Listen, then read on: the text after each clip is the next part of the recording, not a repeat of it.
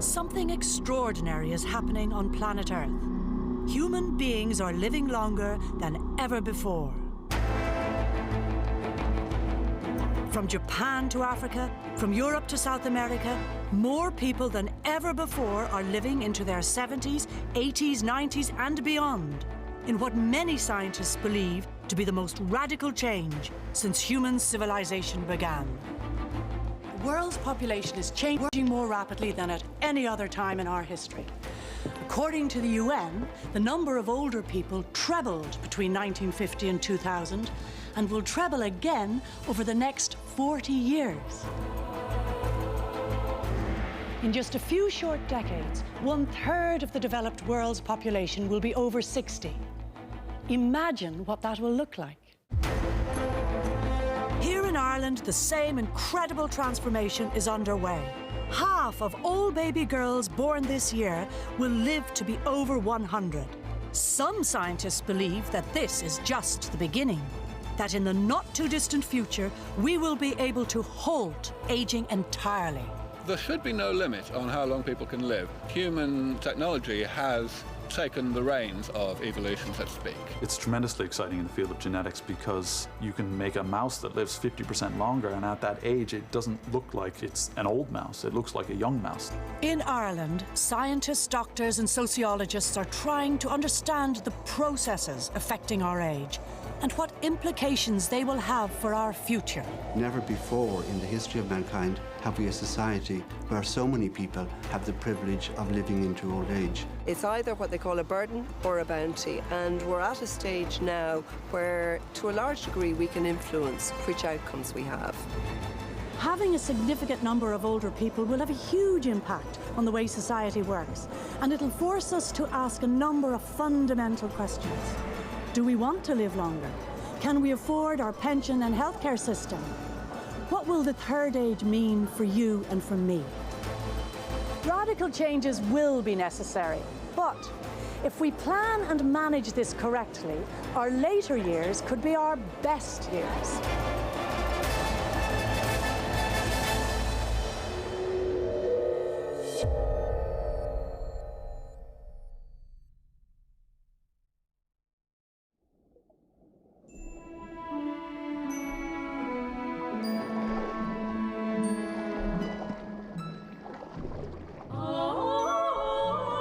I swim because I love it, and physically it's good, emotionally it's good, spiritually it's good every way. Myself and my friend, during the season we try and get in at least one swim a day and sometimes two. And to come down and the sea is kind of pink with the sun, and to get into that water, it's a very good, energetic, enervating feeling of achievement. Words like old and young don't have a huge meaning for me, except that feeling, of course, that I know objectively at my age I'm considered old and I'm not quite as spry as I was. But in terms of my heart and my feelings and my joys and my wishes and my ambitions, I'm ageless, I think.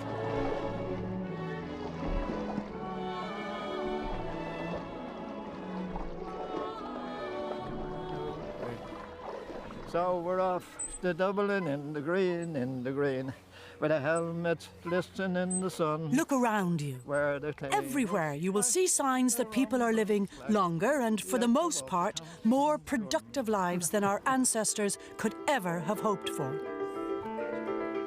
I'm 83. I'm 78. I'm 84.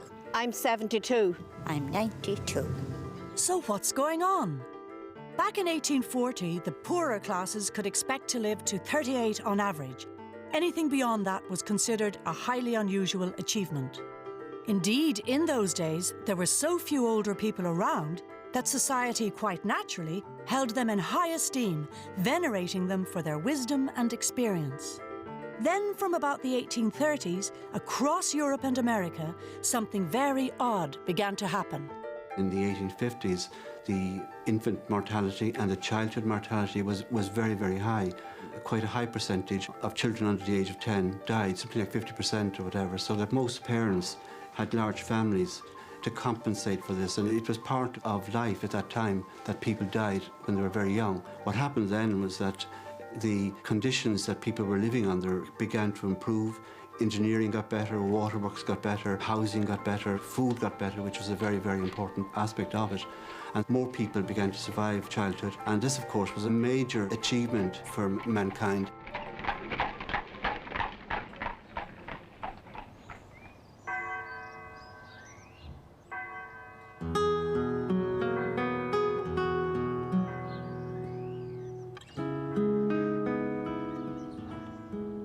This demographic shift can be clearly seen in a visit to a graveyard. Take a look at the headstones. These ones are from the early 1800s. Look at the ages people were dying at. A 6-year-old there, a 16-year-old here, a couple of people in their 20s over there. Absolutely normal for the times. Now look what happens from the 1840s onwards. Average life expectancy begins to rise and continues to do so at a remarkably consistent rate. Today in Ireland, women can expect to live to 81 years and men to 76. What is most interesting is that scientists believe the increase will continue at the same rate. By 2040, we can expect to live to 104.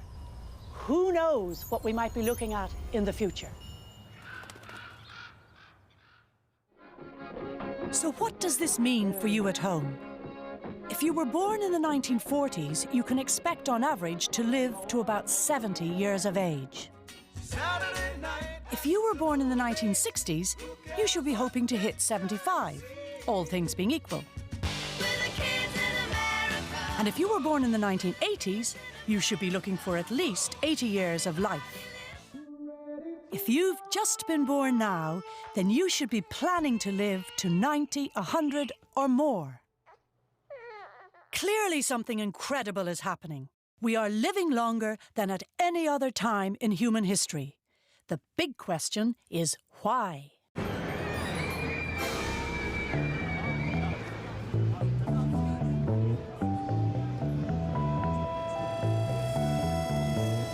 In most Western countries, better diet, education, increasing wealth, along with the improved availability and standards of healthcare, have all contributed to how long we live. In the current economic climate, it may seem hard to credit, but on the whole, our lives are better than those of our grandparents and our great-grandparents. Modern life is easier, it's less stressful and more fulfilling. We've better food, better hygiene, and more time to relax than we ever had before. This is not just a Western phenomenon. A similar growth in the ratio of older to younger people is being observed across the developing world. In fact, it's happening even faster there, as better medical care, education, water systems and food chains are put in place, allowing many to benefit from improved quality of life within a single generation. These changes in lifespan will present a major challenge to the infrastructure of countries across the planet. It's very important when talking about life expectancy to remember that when we say people had a life expectancy of 50 in the past, it meant that the average age of death was 50. People were living to 70 and 100 then as well. The difference is going to be that we're going to have an entire cohort, all of whom will be 70 and 80 years of age, and all at the same time. That's potentially very, very exciting. What is even more fascinating is that many experts believe that advances in science and technology will see humans living longer than anything predicted before. I think genetics is providing more and more answers all the time to questions that have occupied philosophers for millennia. You know, there's a kind of a question of how far into science fiction you go in making these kinds of predictions. I don't see any theoretical reason why you couldn't halt aging in its tracks. It is possible that some of us living today might achieve what humans have longed for since time began: immortality. Before we look at how aging might be halted altogether, let's first consider some ways in which we can have a direct impact on the length of our lives. After decades of research, scientists have confirmed 6 critical factors which dramatically alter the quality and longevity of life. And most of the things that we know contribute to living longer can be found in a place like this. Good balanced diet, consistent exercise, friends, good friends, laughter, sex, and happiness. Happy people live longer. The first step to happy, healthy, longer life is exercise.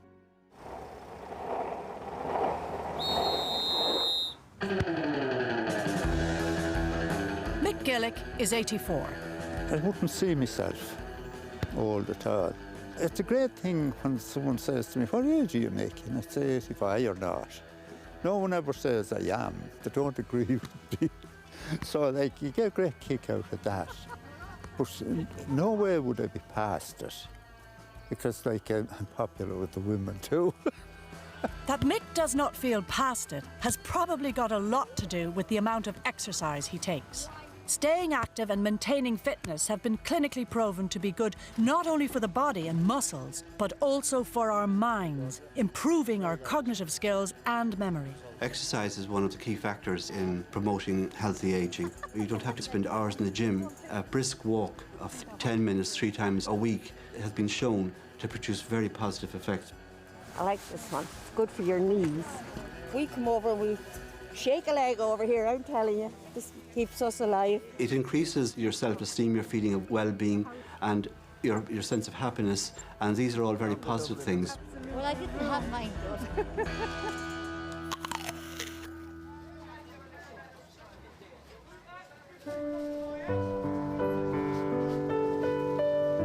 Food is important to me. I live on my own now, so I'm cooking for myself. Choosing food and making it look nice on the plate and the whole colour combination and all that is very important. The market in Dunleary is brilliant. I am healthy enough in terms of my food choices.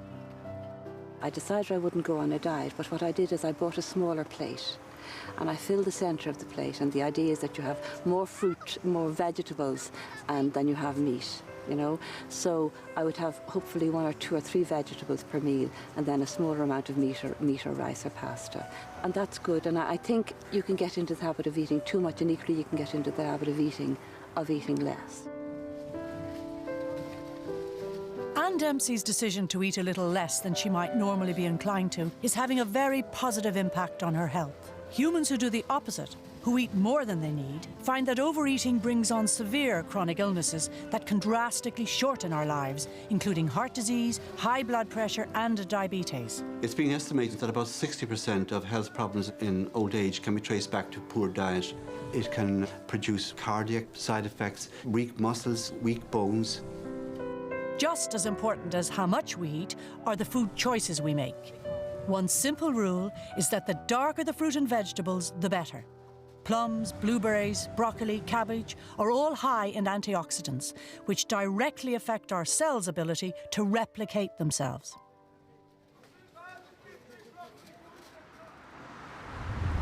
My heart in the Black Hills of Dakota. People who maintain good relationships with others are 50% less likely to die young.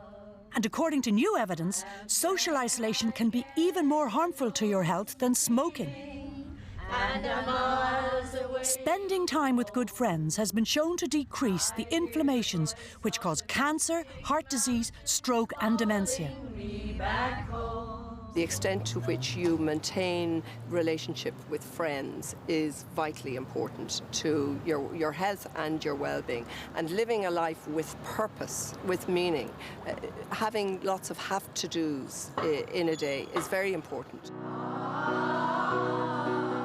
The Third Age Foundation in Summerhill, County Meath, is one of many new establishments where older people come together to enjoy their later years. Well, the third age, it means a lot for me. Because first of all, when my wife died, which would have been 15 years ago, I got in touch with Summerhill. So I won't say it filled a void, but it did fill in a lot of the missing pieces, if you like.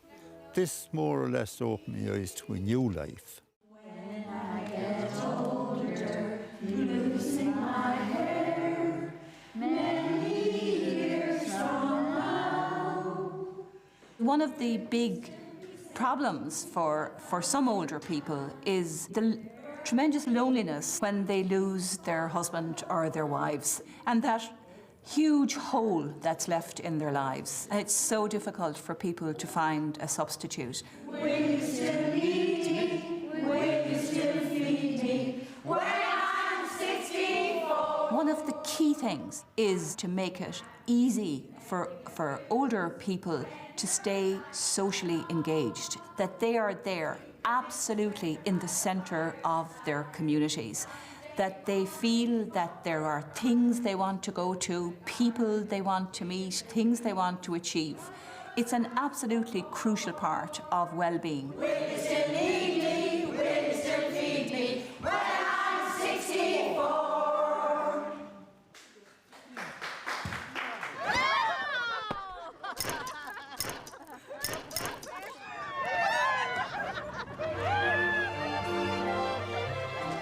Laughter is hugely important for health. There is good evidence that it improves our immune response, which is important in preventing infections, arthritis, cancers, and heart disease. In fact, hospitals in America have introduced clowns to the wards, and their presence has been shown to improve the speed at which patients recover. The same research has concluded that having a laugh can actually prevent chronic diseases like dementia and reduce the amount of time older people stay in hospital even after major surgery. For those of us approaching later life, this has to be good news, as is the news that doing something everyone enjoys can bring additional benefits.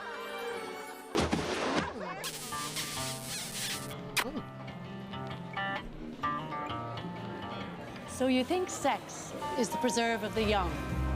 Wrong. A recent study has shown that 1/3 of older couples have sexual activity at least once a week, and 1/3 of those engage in oral sex. Of course, this is great news of itself, but it also helps to slow the aging process. And if the reward is a few more years on this planet, surely it's worth the extra effort.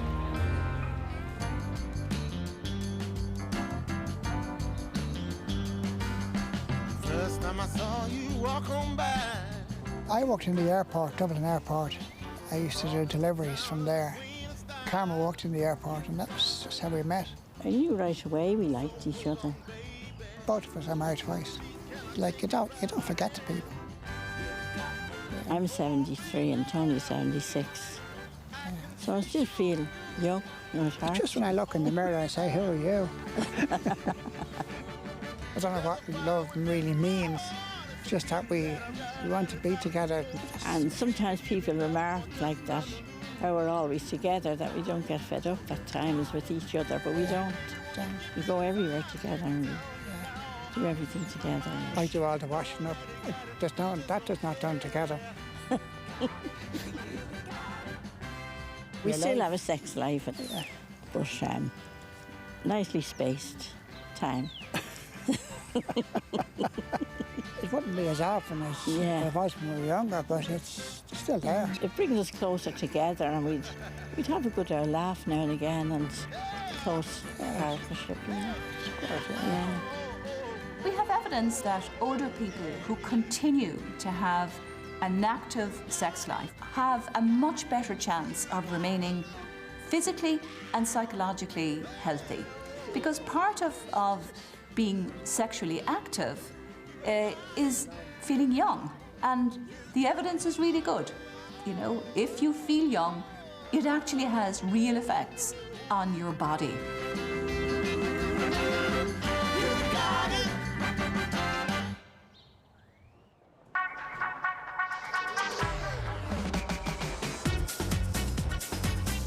The sixth step to a longer life is choice. Having the power to choose to live your life in a way that interests you. Too often when we hit our 60s, we are forced to take a step back, to limit our horizons, to stop participating in society. Why should we have to stop working at a particular age, or stop having sex, or hang up the car keys? What's becoming clear to us in the scientific community is that having choice is critical for a successful and healthy later life. The choice to live the way we want, where we want, to enjoy our friends, to carry on working and to do what stimulates us. Who says life should end at 65? So, if we look after our diet, exercise and enjoy ourselves, we can add many happy years to our lives. When combined with better living standards and advances in medicine, these factors will see human lifespans escalate rapidly in coming decades, leading many scientists to believe that the first person to live to be 150 has already been born. But that may only be the start of it. Imagine for a moment that there was no such thing as old age, that we could live forever. Even as we speak, hundreds of laboratories around the world are researching this very question. Understanding the cause of aging will enable us to manipulate cells so that we can stop them from aging and from dying. Scientists are literally this far from finding the mythical elixir of eternal life.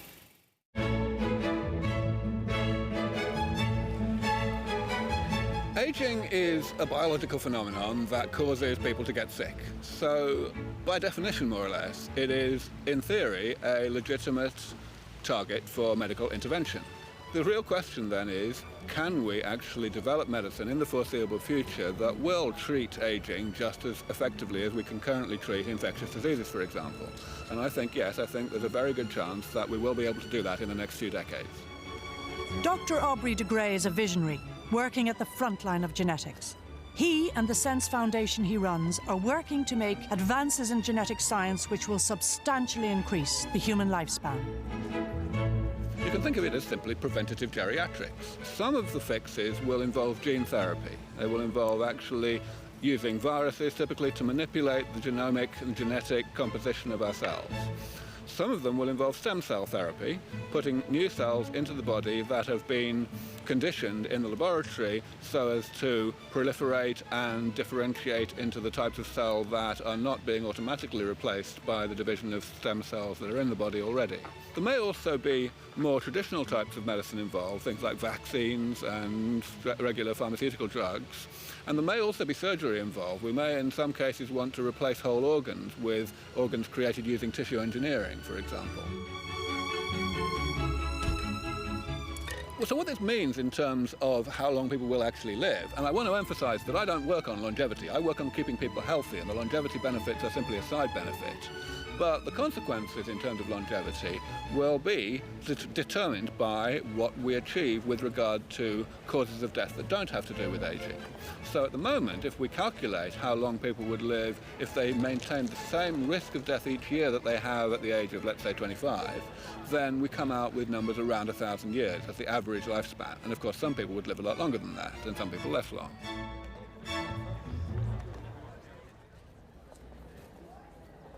In Trinity College Dublin, geneticists are also working to understand how genes impact on aging. One approach being followed is research into why different organisms begin to die at particular points in their lives. The reason that we age, the reason that organisms age is simply really that their cells undergo a process of wear and tear. Their cells are just biochemical machines, really, and like other machines, their components can break down over time. And it turns out that there are genes whose job it is to try and prevent that. Looking at the lifespans of specific animals can be very revealing. The one thing that all living creatures have in common is death. But what's interesting is it strikes at different times dependent on the species. The mouse dies at 3, the giraffe at 40, the dog at 18. Humans manage about 80, while Darwin's turtle can live to 150. And then there's the freshwater hydra. Now, as far as we know, this lives forever. If we could find out what makes it immortal and apply that to humans, we might be able to end aging completely. One cause that geneticists have discovered to influence lifespan is food. When you decrease the nutrients available to an organism, it lives longer. Recent research has shown that if a mouse reduces its dietary intake by 1/3 from birth, it will extend its lifespan by 30%. Even when the same reduction in food intake is introduced halfway through the mouse's life, it still has a massive impact. the mouse will live 20% longer. While we don't definitively know if this applies to humans, there is emerging evidence that a significant dietary restriction could extend our lifespan by 5 years. One of the first clues was a fact that what's called caloric restriction or dietary restriction can increase lifespan, and it does it across a whole range of species, from mammals to insects and worms, even yeast. Actually, if you feed them less, they will live a lot longer. And so we now know that actually one of the most robust ways you can get an organism to age more slowly is simply to restrict the amount of nutrients that it gets. Geneticists now realise that when a cell thinks food is scarce, it activates genes that shift the cell's focus away from growth and into preservation. This effectively slows the ageing process. Pharmaceutical companies are designing drugs that will fool cells into thinking that nutrients are scarce. Soon, living longer may involve little more than popping a pill. The hope is that by administering these kinds of drugs, you may see really significant increases in human lifespan. And the hope would be that actually by blocking the cellular aging process itself, in one fell swoop, you actually would stop many age-related diseases. So that you would have people, who are not developing heart disease, they're not developing cancers, they're not developing diabetes, and any of the other age-related diseases, if in this one administration you block aging itself. As advances in genetic science continue to be made, we may soon be able to manipulate organs and cells, making them renew themselves instead of aging. The future may bring some very surprising results, with some treatments making it impossible to tell a person's age. The little girl next door could be a lot older than you think.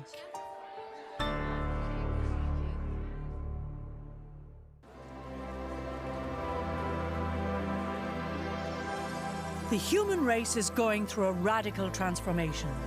People are living longer and fuller lives. And pretty soon, genetic treatments may allow us to live even longer than could ever have been previously imagined. All of this will have major implications for how we work, when we retire, and how we manage healthcare. What if we crack the cause of aging and can modify the aging process so that we're all living significantly longer? Think of the demographic change. The majority of people living will be over the age of 60. This will require a fundamental change in the structure of our society. The question is, are we ready for this? In his early 70s, Michael represents the average pensioner. In the early years of the 20th century, there would have been 22 people of working age paying taxes towards Michael's state pension, his healthcare costs, and any other social services he might expect. That was then. If we fast forward to the present day, we find that this ratio has changed dramatically. Today, there are only 6 people of working age paying taxes to support all of Michael's needs. In the next few decades, as more and more people live longer, the ratio will drop to 2 to 1. Of course, this is not sustainable. The time has come to take a whole fresh look at pensions, retirement, and at the way we work. The way society currently functions, most of us begin our careers in our mid-20s and continue up to 65, when we expect to retire with a good pension. But with an exponentially expanding older society, public pensions will simply be unaffordable. When state pensions were first introduced on a universal basis, few people were expected to live to retirement age. Today, as we've seen, most people can expect to live well beyond 65. 65 was picked as the parameter for aging by Bismarck back in the 19th century when he introduced pensions in Germany, because he realised that very few people would live to be 65, so he wouldn't have to pay many pensions. And we become stuck with this concept of retiring at 65, and that for somehow or other life changes dramatically in some way. This should not be the case. One of the reasons that states throughout the world are arguing that pension ages have to rise is as people are living longer and longer, they're spending a bigger proportion of their lives in retirement, and of course the cost of that per individual increases. If you go back to about 2005, state spending on old age social welfare pensions amounted to about 3% of gross national product. Now, we estimated by 2050 that percentage will be over 9%, a very, very significant increase in the burden, the social welfare burden. So there's ultimately a choice here for society. Do you want to raise taxes and for the state to carry on paying old age pensions, or do you increasingly want to say to people, no, that the state will look after you to a certain degree, but after a certain point you're on your own?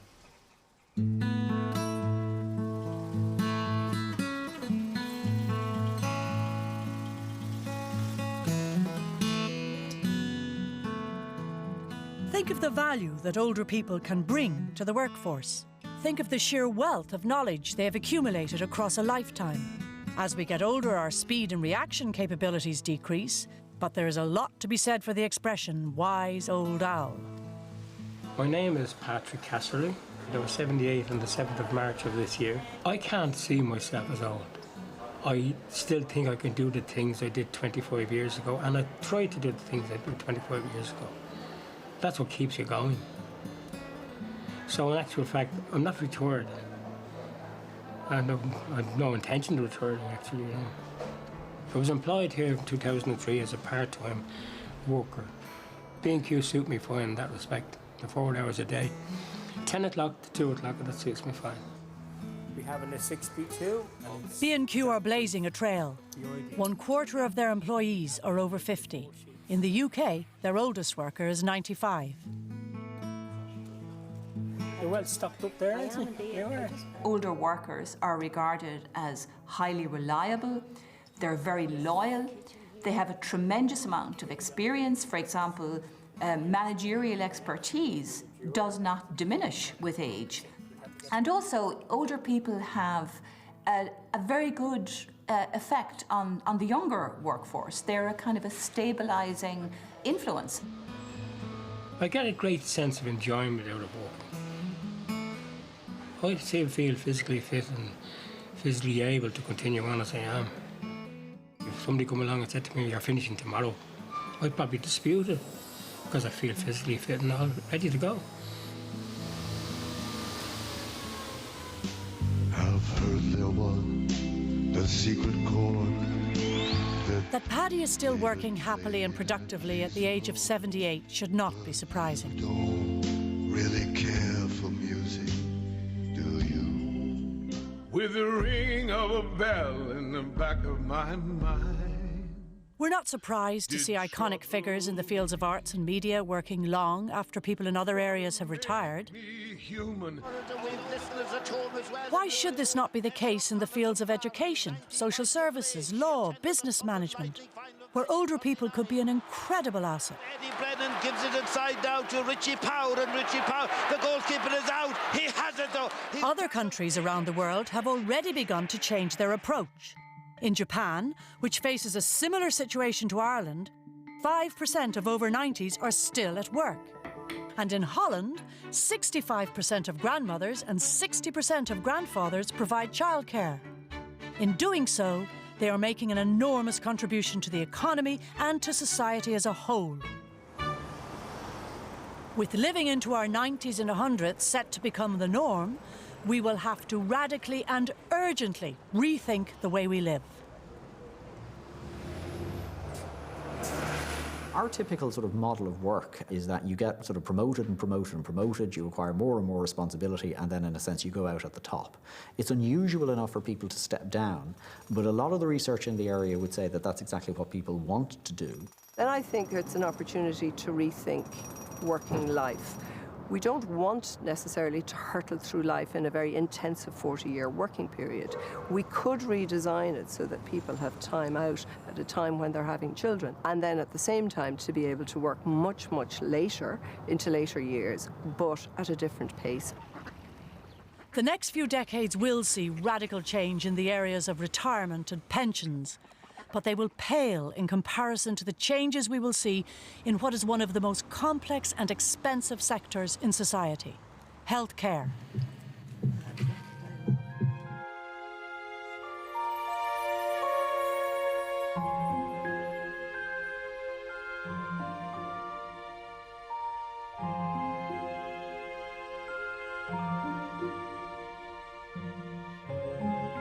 With over 60s set to account for a third of the population by 2050, the provision of medical care is going to require a major overhaul.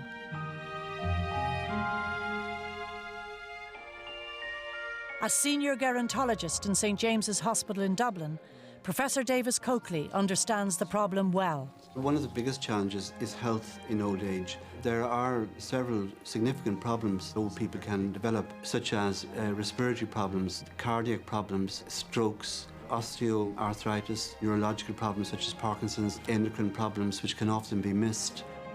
Chronic disease will produce more and more disability as people get older, and the state will have to spend far more than it is spending at the moment on long-term care, either in institutions or in the community. This is likely to go up significantly if we don't take a more sensible attitude to ageing.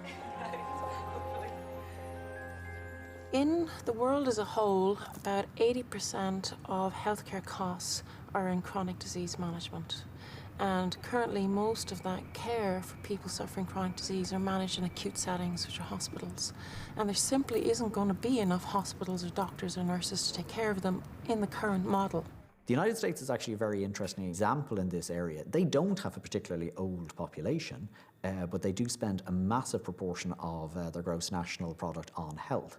And really what that points to is that health spending very, very often is much more related to the nature of the system that you organise. And, you know, inflation in the healthcare system can be much more to do with how you organise insurance and the general organisation of the system. We're not necessarily in deep trouble. And again, I think with a degree of creativity, we can probably avoid some of the more extreme scenarios that are sometimes presented on the health side.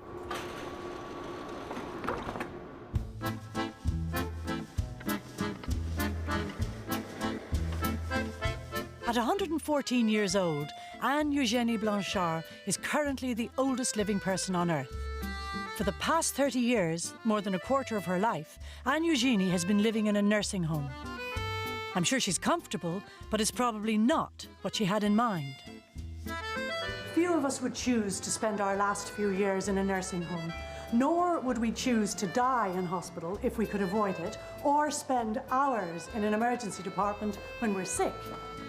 By using the advances in science and technology, there is a solution. We can provide a healthcare service that works for all. Hi Brendan, how are you? I'm Trisha. Welcome to Tilda. You can go this way with me. Thank you. The key to the new approach is to keep people out of the hospital system for as long as possible, instead focusing on prevention and early detection. It's cheaper and it makes people more comfortable. You all right? Yeah. In Ireland, the medical, scientific and technology sectors are working to turn the country into a global innovation hub of excellence in health technologies and ageing. Brendan, I'm just going to take a picture of your eye. There, great. By conducting in-depth tests on thousands of people, we're building up a clear picture of how people age and also learning how we can spot the onset of chronic disease long before it becomes a problem. The current paradigm is reactive. The new paradigm is moving to prevention.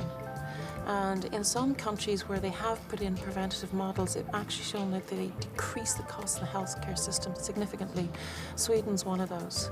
And they can compare county to county where they're still in a reactive model versus preventative model and show the benefits both in reduced costs as well as people being better, you know, just healthier.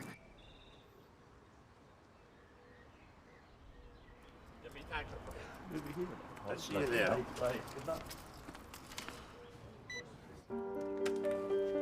This state-of-the-art housing complex in Dundalk is a first tentative move towards a preventative approach in Ireland.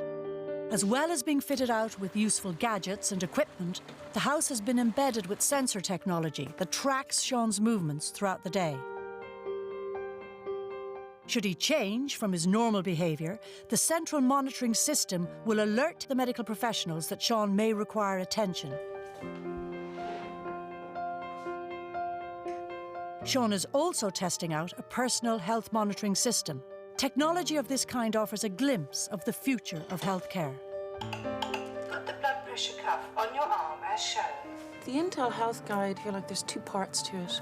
There's a device that is placed in the older person's home, but that then is connected to what we call the healthcare management suite. Have you noticed swelling in your feet, ankles or legs? That essentially allows the care team to manage the specific care that that person needs. I've had a look at the information you've sent through, and I see you've got a bit of swelling in your legs. My right leg especially, it's a bit sore around the ankle area, yeah. Would you like a nurse to pop in and see you? Yeah, that would be nice. I wouldn't mind that, yeah. A lot of what will be possible is going to be dependent on there being within the community these integrated primary care practices, which involves a range of expertise across the different disciplines of the doctor, the nurse, the occupational therapist, the physiotherapist. But it's also a range of support facilities like basic diagnostics. Hello, Sean. It's Leona, the public health nurse. I'm just calling to see how you are.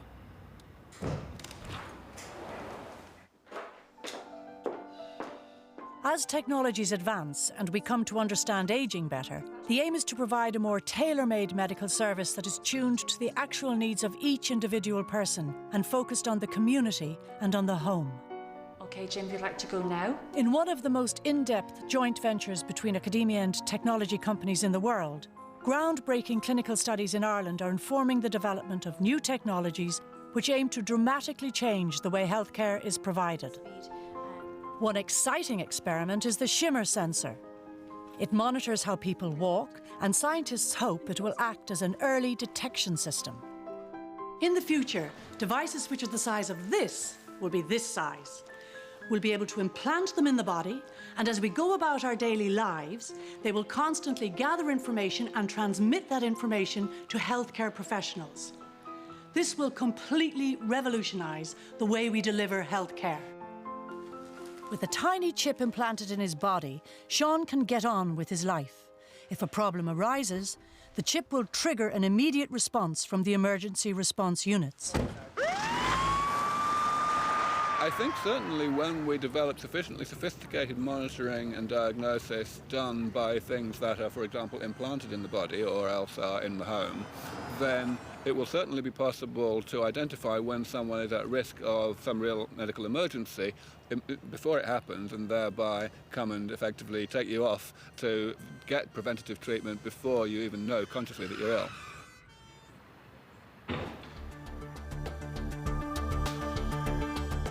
Whether you need a hip operation or a triple bypass or some groundbreaking genetic treatment, you could be sped off to the local clinic to be operated on by a robot. This technology, which is already available at the Galway Clinic, allows surgeons to operate on the patient remotely from a connected centre of excellence anywhere in the world. Robotic theatres like this will become more prevalent, allowing for a far more effective and efficient delivery of primary health care. I think today's telecare and telehealth systems are just the beginning. They're kind of like the first foray into this new space. I think it'll be a lot more sophisticated. I think we will have healthcare on whatever kind of portable devices that we carry, whether it's a PDA or a cell phone. I think we will be wearing some kind of sensors, whether it's just on the body or in the body. I think we'll just get so used to an information flow going over and back between us and whoever our healthcare team is. I think there's endless possibilities in terms of not just health management, also wellness and staying well so that you prevent disease. When we consider the state of the Irish Health Service, many might think that radical changes like these are way beyond the scope of its capacity. And yet, as increasing numbers of people achieve longer and longer lifespans, there will be no alternative but to provide the new technologies and genetic therapies that are being developed. The economic arithmetic is totally incontrovertible. Today, we have the situation where the amount of money that's spent on the average person's medical care in the last year of their life is actually more than what's spent on their medical care throughout the whole of the rest of their life added together. And that's irrespective of how old they are when they die. Now, all that money is going to be saved because people aren't going to get into the state of having Alzheimer's disease or cardiovascular disease or cancer and so on. And yes, these therapies are going to eat up some of that money, but only a small proportion. So from the point of view of any developed nation, it's going to be economically suicidal not to give your populace these therapies free at the point of delivery.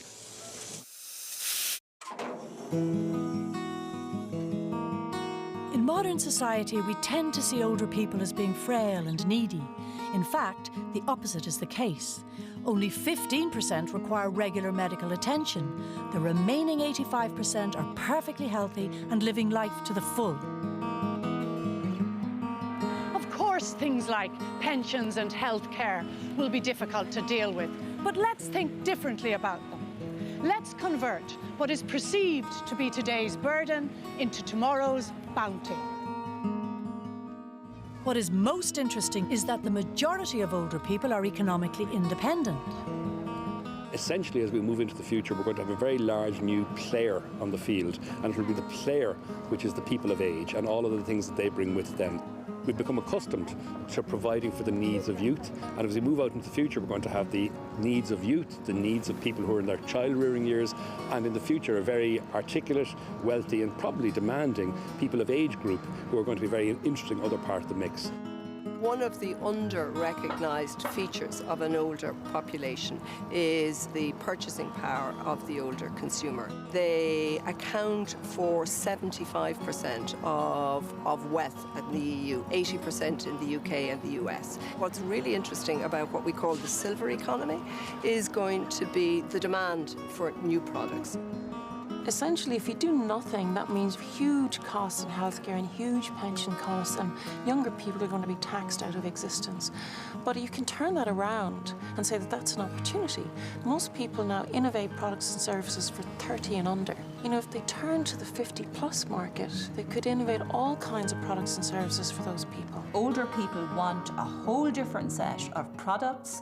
They want a whole different set of services. They want a whole different kinds of leisure and travel, etc.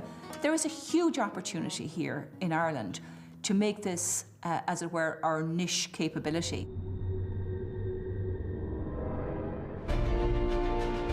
Increasing lifespans have become a feature of nearly every country around the world, and the market for goods and services targeted at the elderly will become a really important feature of the global economy in the next few decades. Ireland is already at the forefront, and with more impetus could be well placed to benefit economically.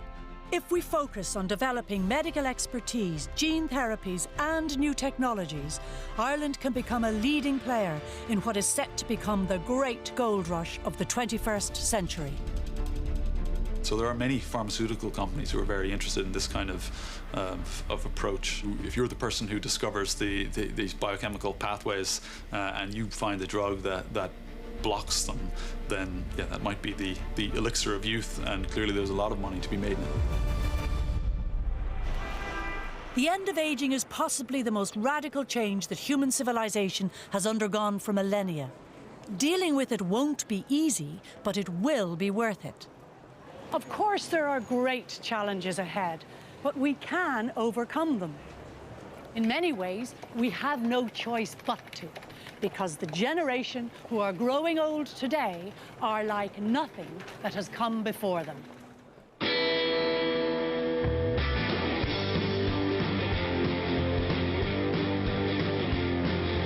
People try to put us down. The people who are now entering their 70s are the very same people who sang by heart the lyrics of My Generation. 50 years ago, Townsend asked his elders, "Why don't you all fade away?" And we all know what he really meant. Well, Pete is now in his 60s, and like the rest of us, I doubt he has any intention of vanishing. Far from it. 50 years on, older people are coming into their own. I'm just talking about my generation. As Nelson Mandela said, the problem in life is not lack of power. The problem in life is not using the power we have. And older people simply don't realise the power that they have collectively to make things happen, to make this the kind of society that they want to make it. When thousands of older people came together outside Dáil Éireann in October 2008 to protest against the withdrawal of the medical card, we saw a glimpse of that power. The image of older people as kindly grannies and doddery granddads misses the truth completely. The generation who created youth culture, fought the cultural and the women's revolution, will fight the battle against ageism, and be in no doubt they will succeed. At present, society may see ageing in a negative way. This is a total misapprehension because ageing is a wonderful achievement for mankind. Most people now are able to live their full lifespan, and they're being encouraged to do it in a fulfilled and enriching way. Whether it's seen as a positive or negative for society as a whole depends on our attitude. There's a huge potential for older people to contribute to society, but it requires the imagination to grasp that fact and to encourage it.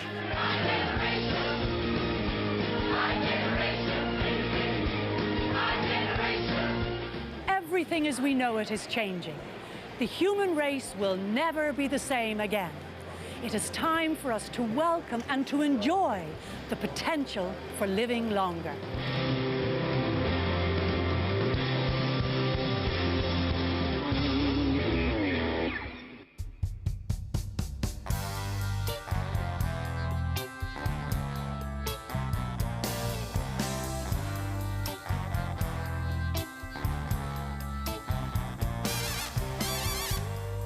Monday man, where will you run? Finding yourself lit by the sun. You're center stage with someone's wages in